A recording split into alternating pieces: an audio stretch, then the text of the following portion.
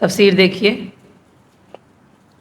پارہ نمبر 5 ہے، سورہ النساء ہے، آیت نمبر 51 سے۔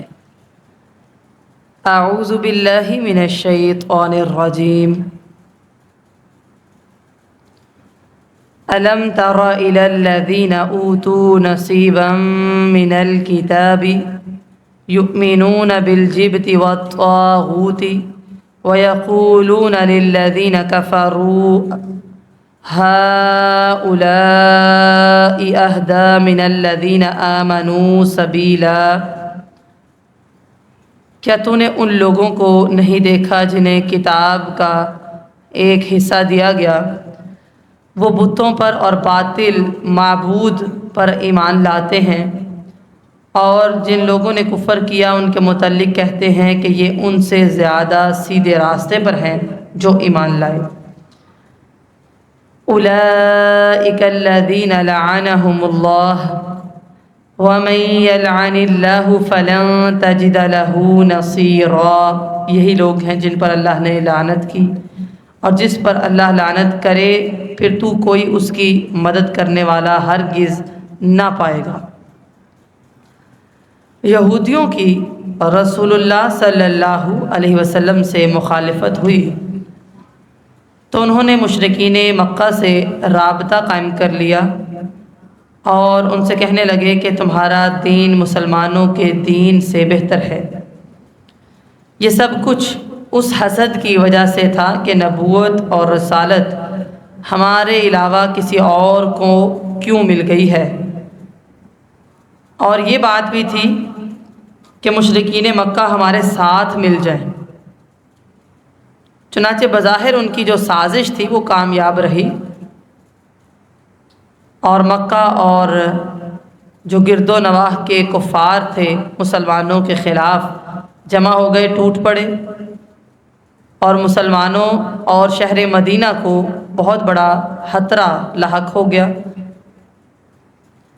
کہ رسول اللہ صلی اللہ علیہ وسلم کو کافروں سے بچاؤ کے لیے مدینہ کے ارد گرد خندق کھودنا پڑی، لیکن اللہ تعالیٰ نے مسلمانوں کی حفاظت فرمائی اور ان کے دشمنوں کو ناکام واپس لوٹا دیا۔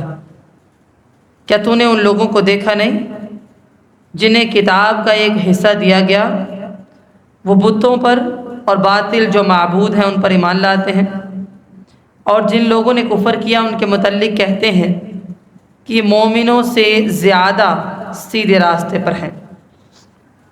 اس کا پس منظر میں نے بیان کر دیا ہے۔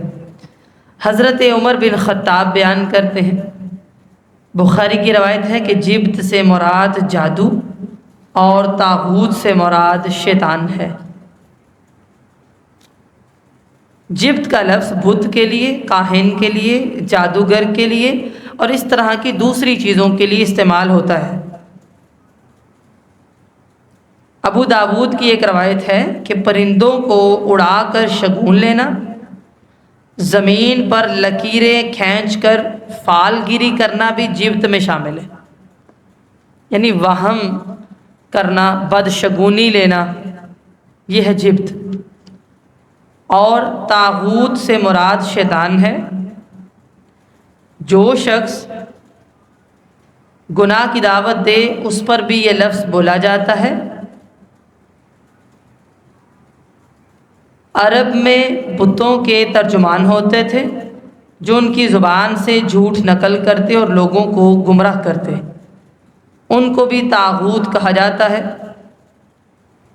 اللہ تعالیٰ فرماتے ہیں لا اکراہ فی الدین قد تبین الرشد من الغی فمن یکفر بالطاغوت ویؤمن باللہ فقد استمسک بالعروۃ الوثقی لا انفصام لہا واللہ سمیع علیم۔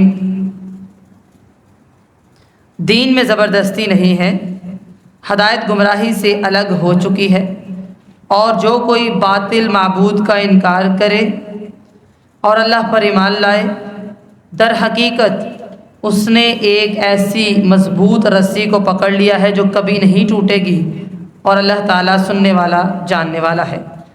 طاغوت ہر وہ شخص بھی ہے جو اللہ کے مقابلے میں آئے اور اپنی پوجا، اپنی عبادت کروائے۔ لہٰذا ہمارے معاشرے میں جبت کن کن معاملات میں پایا جاتا ہے، کوئی سے 5 پوائنٹس آپ نے لکھ کر لانے ہیں۔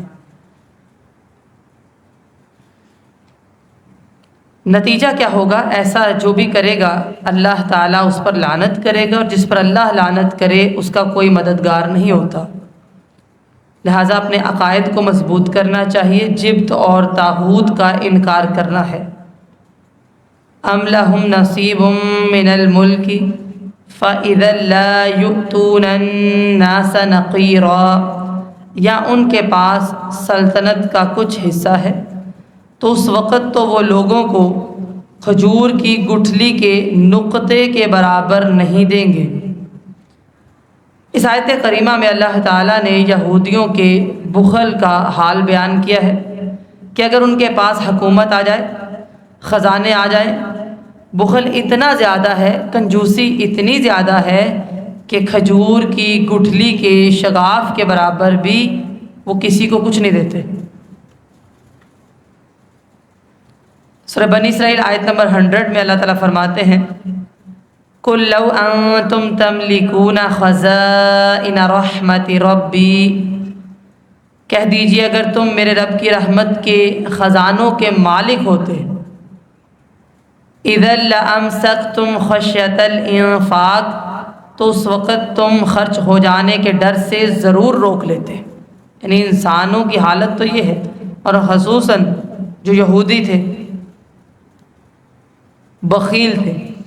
ام یحسدون الناس علی ما آتاہم اللہ من فضلہ فقد آتینا آل ابراہیم الکتاب والحکمت وآتیناہم ملکا عظیما، یا وہ لوگوں سے اس پر حسد کرتے ہیں جو اللہ نے انہیں اپنے فضل سے دیا ہے، تو ہم نے تو آل ابراہیم کو کتاب اور حکمت عطا فرمائی، اور ہم نے انہیں بہت بڑی سلطنت عطا فرمائی۔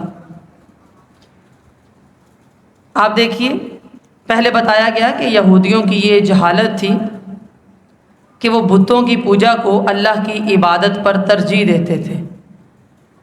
ان کے عقائد میں جبت اور طاغوت کی پوجا پائی جاتی تھی۔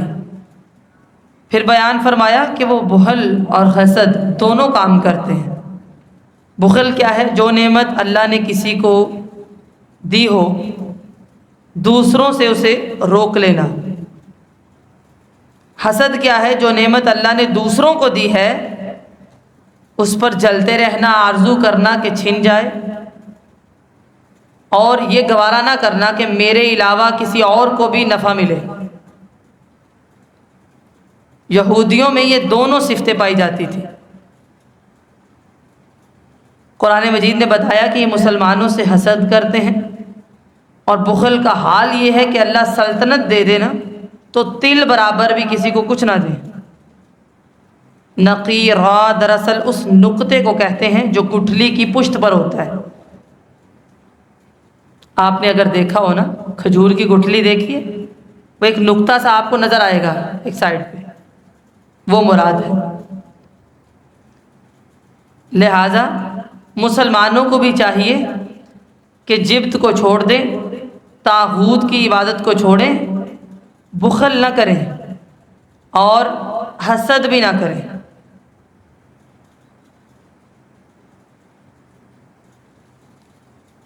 یا وہ لوگوں سے اس پر حسد کرتے ہیں جو اللہ نے انہیں اپنے فضل سے دیا ہے، تو ہم نے تو آل ابراہیم کو کتاب اور حکمت عطا فرمائی ہے، ہم نے انہیں بہت بڑی سلطنت دی ہے۔ مطلب یہ ہے کہ ابراہیم علیہ السلام کے بیٹے اسحاق علیہ السلام کی اولاد میں، یعنی یعقوب علیہ السلام تھے، پھر ان کی نسل میں بہت دیر تک نبوت بھی رہی ہے، بادشاہت بھی رہی ہے بنی اسرائیل میں۔ حضرت داؤد، حضرت سلیمان بنی اسرائیل میں آئے ہیں۔ یہودی بنی اسرائیل سے ہی ہے نا۔ اب بنو اسماعیل میں سے اگر اللہ تعالیٰ نے نبوت رسول اللہ صلی اللہ علیہ وسلم کو دی ہے تو یہ کیوں حسد کرتے ہیں؟ من فضلہ، اس سے مراد نبوت اور دین اور دنیا کی وہ عزت ہے جو نبوت کی برکت سے حاصل ہوئی تھی۔ الکتاب سے مراد کتاب الہی ہے، والحکمت سے مراد کتاب کا فہم، اس پر عمل کرنا مراد ہے، حدیث سنت۔ ملکن عظیما، اس سے مراد سلطنت، غلبہ، اقتدار ہے۔ فمنہم من آمن بہ ومنہم من صد عنہ وکفی بجہنم سعیرا، پھر ان میں سے کوئی وہ ہے جو اس پر ایمان لایا، کوئی وہ ہے جس نے منہ ہی موڑ لیا، وہ ایمان نہیں لایا، اور جلانے کے لیے جہنم ہی کافی ہے۔ یعنی اہل کتاب میں سب ہی برے نہیں ہیں، بعض وہ ہیں جو قرآن مجید پر، رسول اللہ صلی اللہ علیہ وسلم پر ایمان لائے ہیں، بعض ایمان سے رک گئے ہیں۔ سورہ آل عمران آیت نمبر 113 اور 114 میں آپ پڑھ چکے ہیں، لیسوا سواء من اہل الکتاب امۃ قائمۃ یتلون آیات اللہ آناء اللیل وهم یسجدون یؤمنون باللہ والیوم الآخر ویأمرون بالمعروف وینہون عن المنکر ویسارعون فی الخیرات وأولئک من الصالحین۔ وہ سب برابر نہیں ہیں، اہل کتاب میں سے ایک جماعت قیام کرنے والی ہے جو رات کے اوقات میں اللہ کی آیات کی تلاوت کرتے ہیں اور وہ سجدے کرتے ہیں، اللہ اور یوم آخرت پر ایمان رکھتے ہیں، اور نیکی کا حکم دیتے ہیں اور برائی سے منع کرتے ہیں، اور اچھے کاموں میں ایک دوسرے سے جلدی کرتے ہیں، اور یہ لوگ صالحین میں سے ہیں۔ کہ اللہ تعالیٰ کا انصاف ہے کہ اللہ تعالیٰ نے فرما دیا لیسوا سواء، وہ سب برابر نہیں ہیں۔ یہ نہیں کہا کہ وہ سارے ہی برے ہیں، نہیں کہ سارے برابر نہیں ہیں، بعض ایمان لے آتے ہیں، بعض ایمان نہیں لاتے، بلکہ روکنے کی کوشش کرتے ہیں، یہ غلط ہے۔ کچھ لوگ تو آپ صلی اللہ علیہ وسلم پر ایمان لے آتے ہیں، اکثر نہ خود ایمان لاتے ہیں بلکہ دوسروں کو روکتے رہتے ہیں۔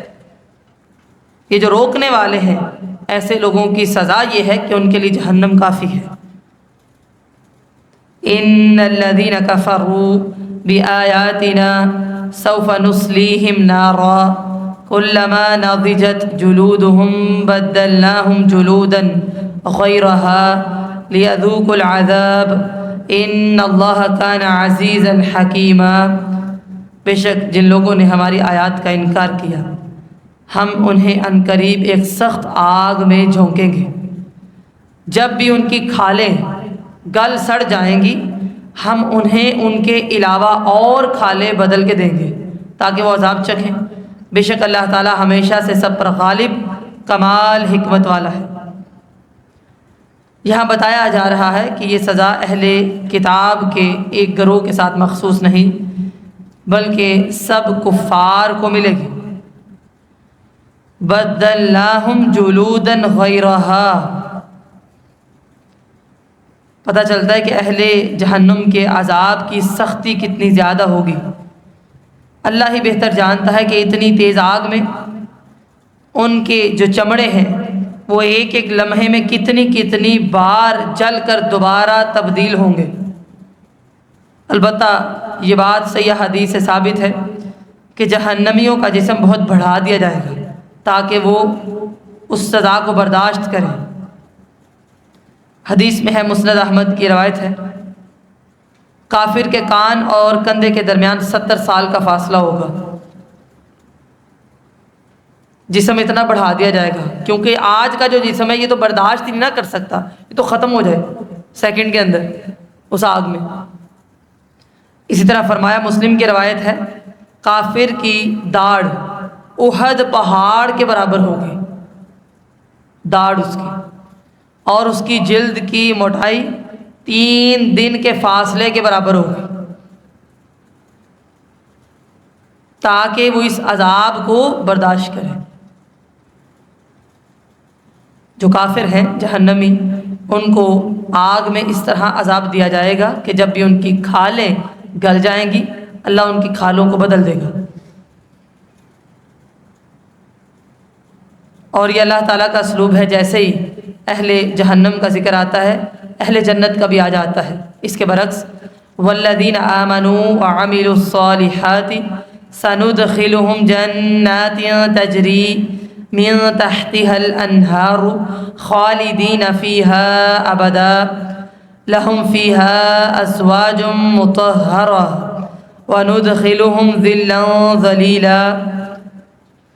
اور جو لوگ ایمان لائے اور انہوں نے نیک اعمال کیے ہم انہیں عنقریب ایسے باغوں میں داخل کریں گے جن کے نیچے سے نہریں بہتی ہیں، ہمیشہ ان میں رہنے والے ہیں، ہمیشہ ان کے لیے ان میں نہایت پاک صاف بیویاں ہوں گی، اور ہم انہیں بہت گھنے سائے میں داخل کریں گے۔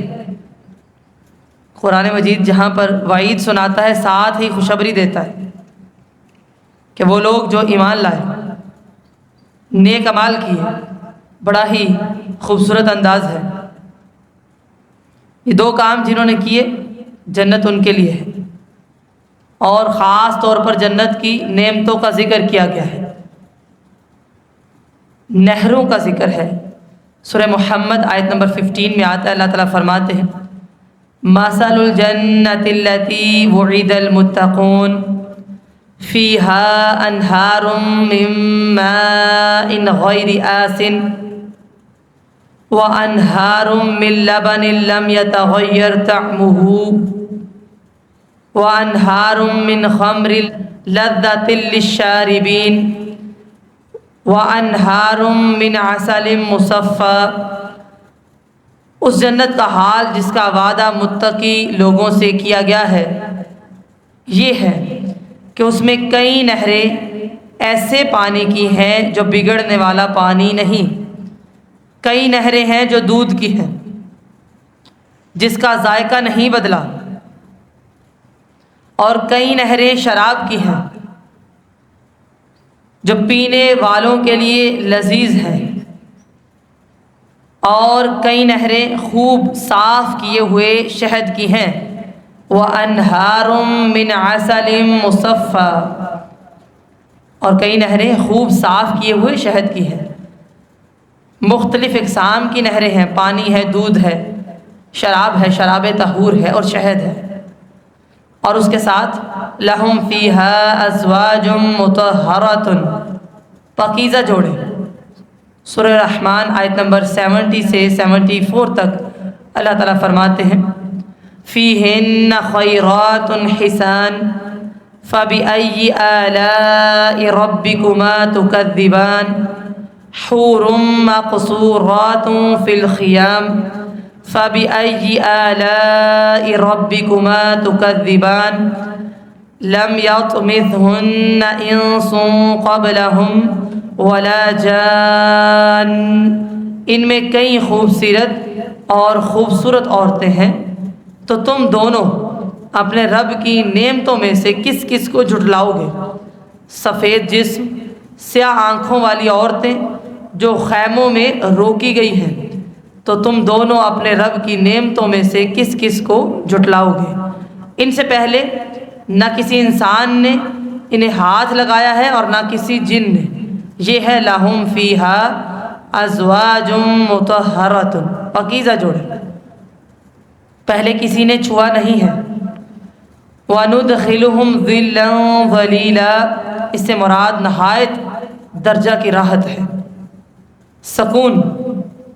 سورۃ الواقعہ آیت نمبر 27 سے 30 میں اللہ تعالیٰ فرماتے ہیں وَأَصْحَابُ الْيَمِينِ مَا أَصْحَابُ الْيَمِينِ فِي سِدْرٍ مَّخْضُودٍ وَطَلْحٍ مَّنضُودٍ وَظِلٍّ مَّمْدُودٍ۔ اور دائیں ہاتھ والے کیا ہی اچھے ہوں گے، دائیں ہاتھ والے وہ ایسی بیریوں میں ہوں گے جن کے کانٹے دور کیے گئے ہیں، اور ایسے کیلے ہوں گے جو تہ بتہ لگے ہوئے ہوں گے، اور ایسے سائے میں ہوں گے جو خوب سایہ پھیلا ہوا ہوگا، سکون، راحت۔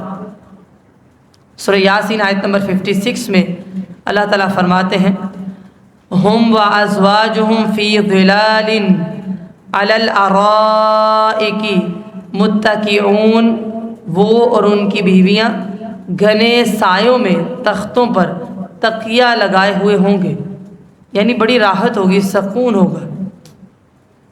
بلکہ سائے کے حوالے سے بخاری کی ایک روایت ہے، رسول اللہ صلی اللہ علیہ وسلم نے فرمایا، جنت میں ایک درخت ایسا ہوگا کہ سوار یقیناً اس کے سائے میں 100 سال تک چلتا رہے گا، پھر بھی وہ اس کو طے نہ کر پائے گا۔ یہ ہے سایہ، راحت والا، سکون۔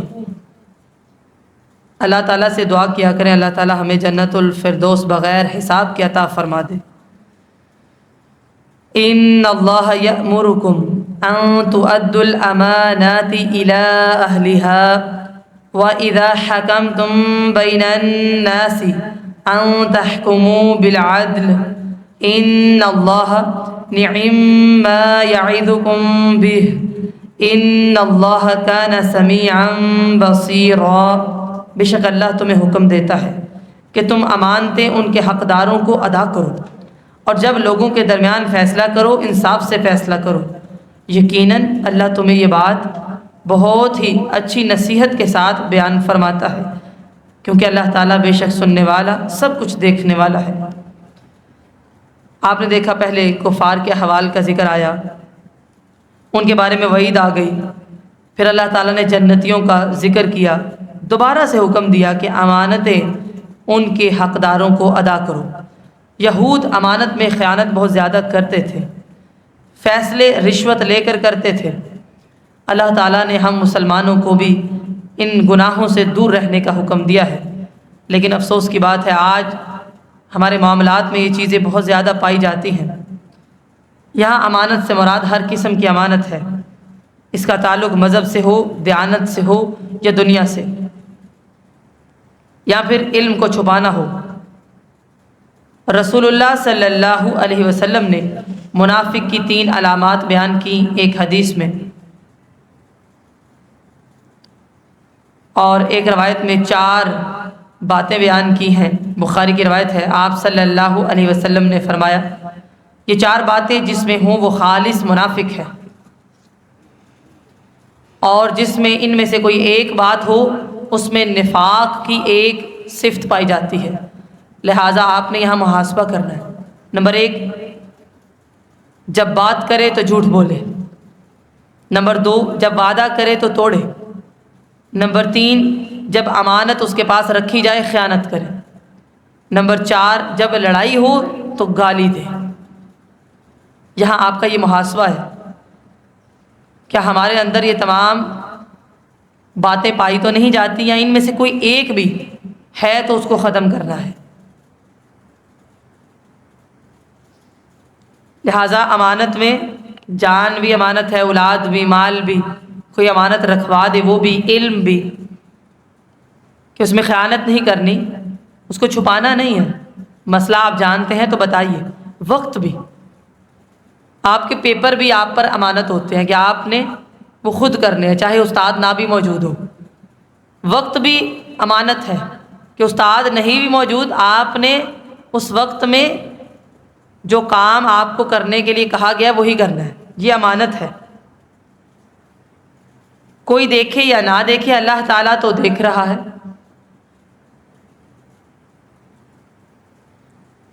لہٰذا امانت میں یہ تمام چیزیں شامل ہیں۔ امانت میں خیانت کرنا یہ بہت بڑا گناہ ہے۔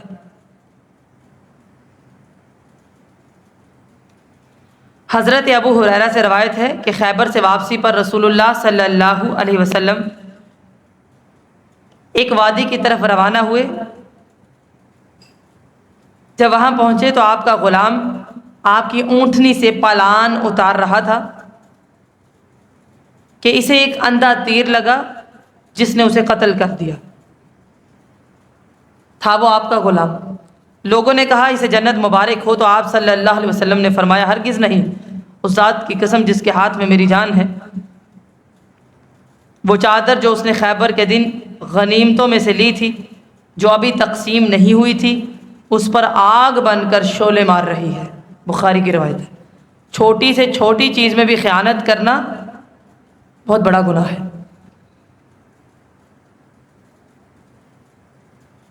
یہ لوگوں کے حقوق ہیں، اس لیے یہ معاف نہیں ہے۔ شہادت سے بھی اس گناہ کے معاف نہ ہونے کی وجہ کیا ہے کہ یہ لوگوں کے حقوق ہے۔ اس لیے اللہ تعالیٰ نے سورۃ البقرہ آیت نمبر 283 میں فرمایا، آپ پیچھے پڑھ چکے ہیں، فَإِنْ أَمِنَ بَعْضُكُمْ بَعْضًا فَلْيُؤَدِّ الَّذِي اؤْتُمِنَ أَمَانَتَهُ وَلْيَتَّقِ اللَّهَ رَبَّهُ۔ پھر اگر تم میں سے کوئی کسی پر اعتبار کرے تو جس پر اعتبار کیا گیا ہے وہ اپنی امانت ادا کرے اور اللہ سے ڈرے جو اس کا رب ہے۔ سورۃ المؤمنون آیت نمبر 8 میں اللہ تعالیٰ فرماتے ہیں، وَالَّذِينَ هُمْ لِأَمَانَاتِهِمْ وَعَهْدِهِمْ رَاعُونَ، اور وہی جو اپنی امانتوں اور اپنے عہد کا لحاظ رکھنے والے ہیں۔ معلوم ہوا کہ شہادت سے اس گناہ کے معاف نہ ہونے کی وجہ یہ ہے کہ یہ لوگوں کے حقوق ہیں، جیسے کہ رسول اللہ صلی اللہ علیہ وسلم نے فرمایا شہید کے لیے ہر گناہ معاف کر دیا جاتا ہے سوائے قرض کے، مسلم کی روایت ہے، ٹھیک ہے، لہٰذا یہ گناہ معاف نہیں۔ البتہ ایک حدیث میں ایک بشارت ہے، حضرت ابو ہریرہ سے روایت ہے کہ رسول اللہ صلی اللہ علیہ وسلم نے فرمایا، جو شخص لوگوں کے اموال لے اور ان کی ادائیگی کا ارادہ رکھتا ہو، یعنی اس کا ارادہ ہے، تو اللہ تعالیٰ اس کی طرف سے اسے ادا کر دے گا، اور جو شخص لوگوں کے اموال لے ارادہ یہ کہ میں نے واپس ہی نہیں کرنا، اللہ تعالیٰ اسے تلف کرے گا۔ یہ بخاری کی روایت ہے۔ لہٰذا بعض لوگ قرض اٹھاتے ہیں نا تو سوچا ہوتا ہے واپس نہیں کرنا، اگر آپ سوچیں نا ہم نے واپس کرنا ہے، اللہ تعالیٰ آپ کے لیے آسانی پیدا فرمائے گا۔ اسے معلوم ہوتا ہے اگر شہید ہونے والے کا ارادہ ادائیگی کا تھا تو اگر وارث ادا نہ کریں تو اللہ تعالیٰ اپنے پاس سے ادا کر دے گا، لیکن ظاہر ہے کہ خیانت والے کا تو ارادہ ہی یہ تھا نا کہ میں نے خیانت کرنی ہے۔ باقی واللہ عالم۔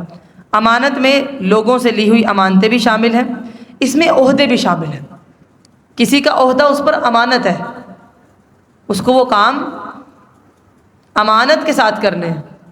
منصب مل جائے یہ بھی امانت ہے، آپ کو کوئی ڈیوٹی مل گئی نا تو یہ امانت ہے،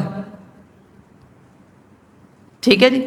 لہٰذا بعض دفعہ نااہل شخص کو وہ منصب دیا جاتا ہے جس کا وہ اہل کوئی نہیں ہوتا، یہ بھی خیانت ہے۔ عموماً ہم دیکھتے ہیں ایسے کیسز سامنے آتے ہیں، بعض دفعہ نااہل لوگ سامنے آ جاتے ہیں اور اس سے سسٹم خراب ہوتا ہے۔ یہ جو اللہ تعالیٰ نے حکم دیا نا وَإِذَا حَكَمْتُمْ بَيْنَ النَّاسِ أَن تَحْكُمُوا بِالْعَدْلِ، یہ اس کی تشریح ہے کہ جو انصاف کرتے ہیں وہ اللہ کے پاس نور کے ممبروں پر ہوں گے۔ لہٰذا اللہ تعالیٰ نے حکم دیا سورہ النساء آیت نمبر 135 میں، اللہ تعالیٰ فرماتے ہیں یا ایھا الذین آمنوا کونوا قوامین بالقسط شہداء للہ ولو علی انفسکم او الوالدین والاقربین، اے مومنو انصاف پر پوری طرح قائم رہو، اللہ کے لیے شہادت دینے والے بن جاؤ، خواہ تمہاری ذاتوں یا والدین اور رشتہ داروں کے خلاف ہی بات کیوں نہ ہو، حق کی بات کرو، خیانت نہیں کرنی۔ سورۃ المائدہ آیت نمبر 8 میں اللہ تعالیٰ فرماتے ہیں یا ایھا الذین آمنوا کونوا قوامین للہ شہداء بالقسط ولا یجرمنکم شنآن قوم علی الا تعدلوا اعدلوا هو اقرب للتقوی، اے مومنو اللہ کی خاطر خوب قائم رہنے والے، انصاف کے ساتھ گواہی دینے والے بن جاؤ، اور کسی قوم کی دشمنی تمہیں ہرگز اس بات کا مجرم نہ بنا دے کہ تم عدل نہ کرو۔ یہ نہیں، انصاف یہ ہے کہ چاہے دشمن بھی ہے نا آپ نے عدل کرنا ہے، خیانت نہیں کرنی، عدل کرو، یہ تقویٰ کے زیادہ قریب ہے۔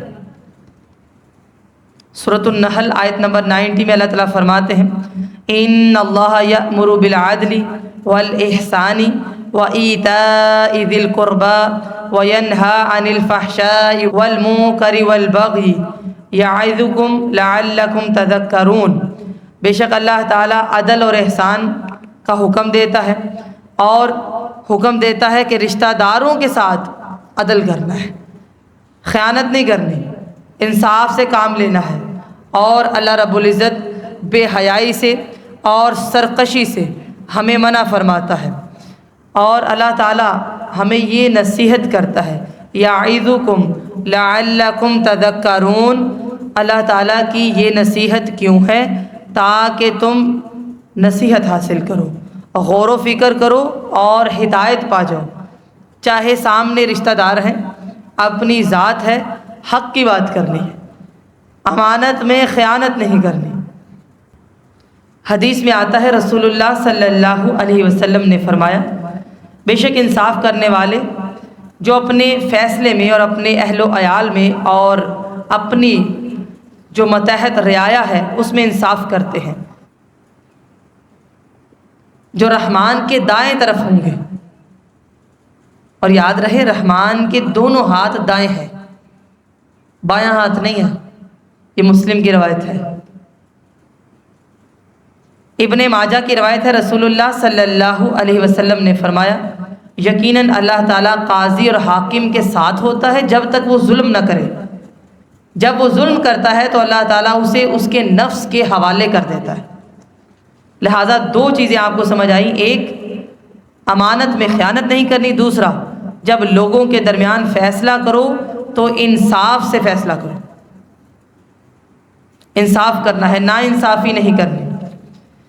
یا ایہا الذین آمنوا اطیعوا اللہ واطیعوا الرسول واولی الامر منکم فإن تنازعتم فی شیء فردوه الی اللہ والرسول ان کنتم تؤمنون باللہ والیوم الآخر ذالک خیر واحسن تأویلا۔ اے مومنو، اللہ کا حکم مانو اور رسول کا حکم مانو اور ان کا بھی جو تم میں سے حکم دینے والے ہیں۔ پھر اگر تم کسی چیز میں جھگڑ پڑو تو اسے اللہ اور رسول کی طرف لوٹاؤ۔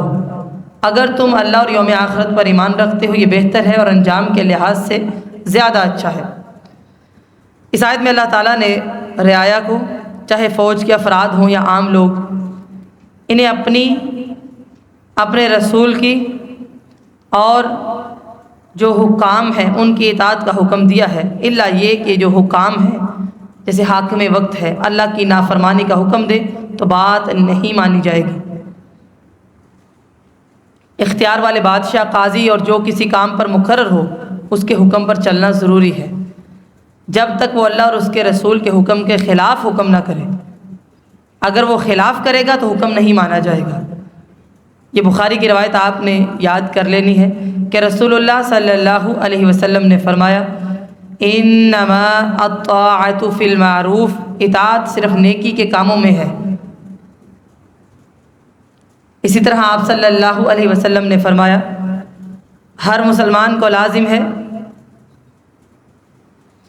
کہ وہ ہر کام میں خواہ اسے پسند ہو یا ناپسند سنے اور اطاعت کرے، بشرطے کہ اسے کسی گناہ کا حکم نہ دیا گیا ہو، یعنی امیر کی اطاعت کرنا، حاکم کی اطاعت کرنا، اور اگر اسے کسی گناہ کے کام کا حکم دیا گیا ہو تو اطاعت نہ کرے۔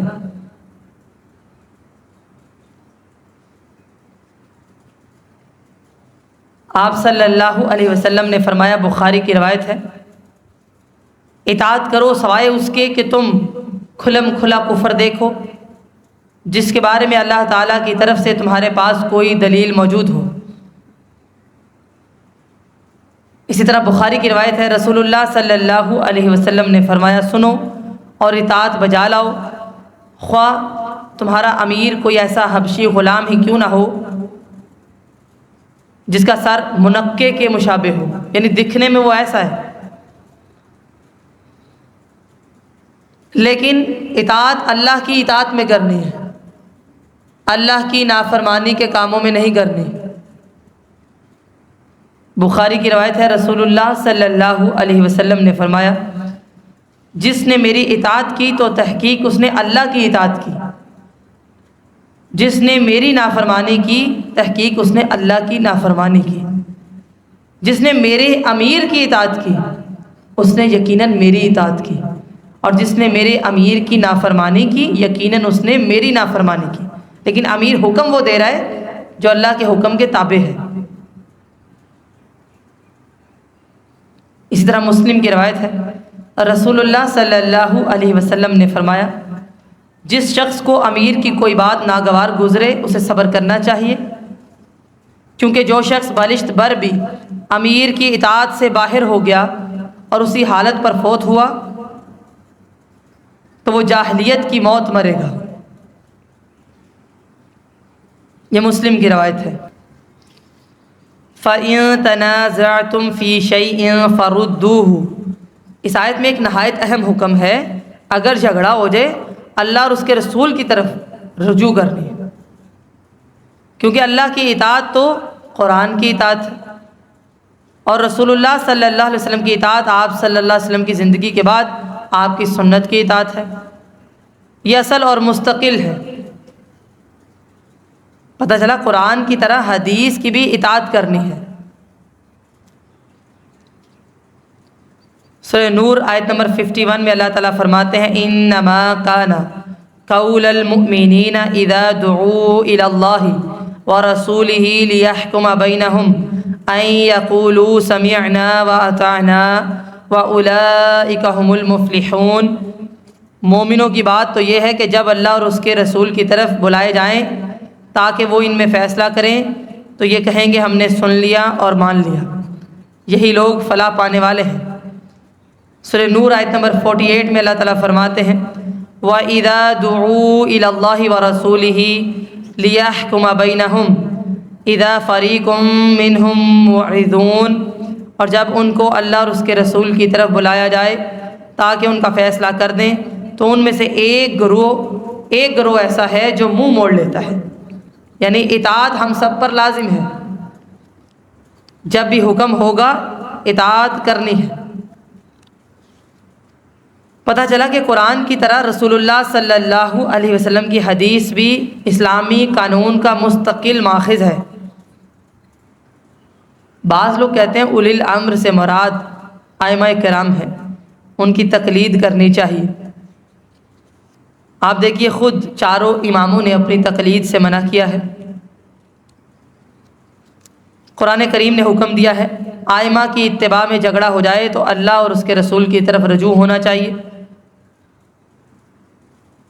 کسی کا قول حجت نہیں بلکہ صرف قرآن و حدیث پر عمل ہوگا اور اطاعت وہاں ہی کی جائے گی جو احکامات اللہ کے احکام کے تابع ہوں گے. ذالک خیر و احسن تأویلا. اگر دو مسلمان جھگڑتے ہیں اور ایک نے کہا چل شرع کی طرف رجوع کریں، دوسرے نے کہہ دیا میں شرع کو کچھ نہیں سمجھتا یا پھر مجھے شریعت سے کوئی کام نہیں، تو بے شک وہ کافر ہو گیا. لہٰذا رجوع کرنا ہے اللہ اور اس کے رسول کی طرف، یہ بہتر ہے اور انجام کے لحاظ سے زیادہ اچھا ہے، نہیں تو انجام اچھا نہیں ہوگا. اللہ تعالیٰ کہنے اور سننے سے زیادہ عمل کی توفیق عطا فرمائے. سبحانک اللہم و بحمدک نشہد ان لا الہ الا انت نستغفرک و نتوب الیک. والسلام علیکم ورحمۃ اللہ وبرکاتہ.